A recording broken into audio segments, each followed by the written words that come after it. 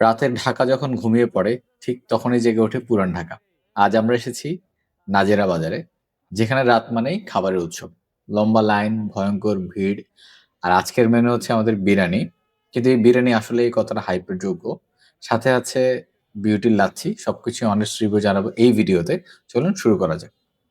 অনেকগুলা দোকান দেখার পর আমরা সিদ্ধান্ত নিলাম যে হানিফ বিরিয়ানিতে যাব।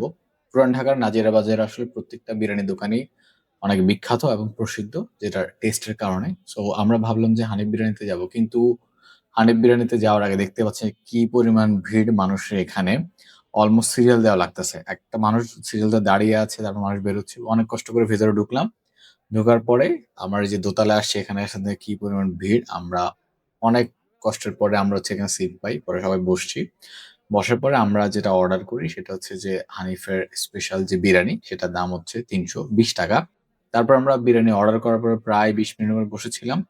এরপরে আমাদের খাবার এসেছে। এই হচ্ছে আমাদের খাবার, এবং এটা হচ্ছে স্পেশাল প্লেট, যেখানে হচ্ছে মাংসের পরিমাণ অনেকটা বেশি থাকে। তবে আমার মনে হচ্ছে যে গতবারের তুলনায় এবার একটু মাংসের পরিমাণ কম ছিল। আর আরেকটা সমস্যা ছিল এই মাংসের মধ্যে, সেটা হচ্ছে যে মাংসটা একটু শক্ত ছিল।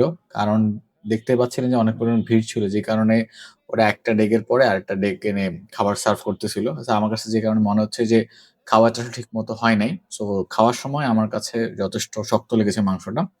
আর টেস্টের যদি কথা বলি, টেস্টটা আসলে খুব একটা ভালো লাগে নাই।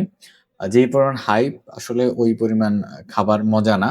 যেটা হচ্ছে আমি ভিডিও শেষেও বলছি। খাওয়া-দাওয়া শেষ করে এখন চলে আসছি হানি বিরিয়ানির সামনে। সেখানে একটা কোক নিলাম। কোক খাবো হচ্ছে বিরিয়ানির পরে। কোক না খাইলে কিন্তু আসলে মনে হয় যে হজম হয় না। সো যেই কারণে খাওয়া আরকি। এখন আমরা চলে যাচ্ছি হচ্ছে লাচ্ছি খাওয়ার জন্য। পুরান ঢাকায় আসলে যদি লাচ্ছি না খাই, তাহলে কিন্তু আসলে বিষয়টা জমে না। সো আমরা এখন যাবো হচ্ছে বিউটি লাচ্ছি খাওয়ার জন্য। বিউটি লাচ্ছি এখানে হচ্ছে যে ৳৫০ করে, এবং এখানে অনেকগুলা দোকান আছে। এখন আমরা যে বিউটি লাচ্ছি আমরা ২ টা নিছি। জাস্ট বানানোর যে জিনিসটা ওরা আগে থেকে রেডি করে রাখে। শুধু আইসটা দিয়ে জাস্ট শেক করে ওরা দিয়ে দেয়। এই যে দেখেন ওরা আসলে কিভাবে বানায় এই জিনিসটা। 你的串串，把宫保鸡丁加上。 আমার কাছে মনে হচ্ছে যে এটা খুব বেশি একটা স্পেশাল কিছু না। এটা হয়তো আগে অনেক বেশি টেস্ট ছিল। বর্তমানে টেস্ট কোনো কিছুই নেই। একদম সেটা হানিফ বিরিয়ানি থেকে শুরু করে এই যে লাচ্ছিটা, টেস্ট খুবই এভারেজ, যেটা আমার কাছে লাগছে।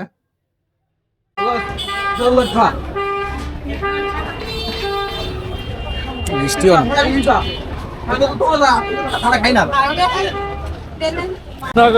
আমার বন্ধু সোহেলকে অনেক অনেক ধন্যবাদ, সাথে ধন্যবাদ আমার বন্ধু যুগলকে আজকের এই সুন্দর হানিফ বিরিয়ানি ট্রিট দেওয়ার জন্য। সোহেল, তোমার চেহারাটা কোথায় আমি দেখতে চাই করে বল। হানিফ বিরিয়ানি ভালো না, ভালো মানুষ দেখতে ভালো। সোহেল এবং যুগলকে যৌথভাবে ধন্যবাদ আমাদেরকে ট্রিট দেওয়ার জন্য।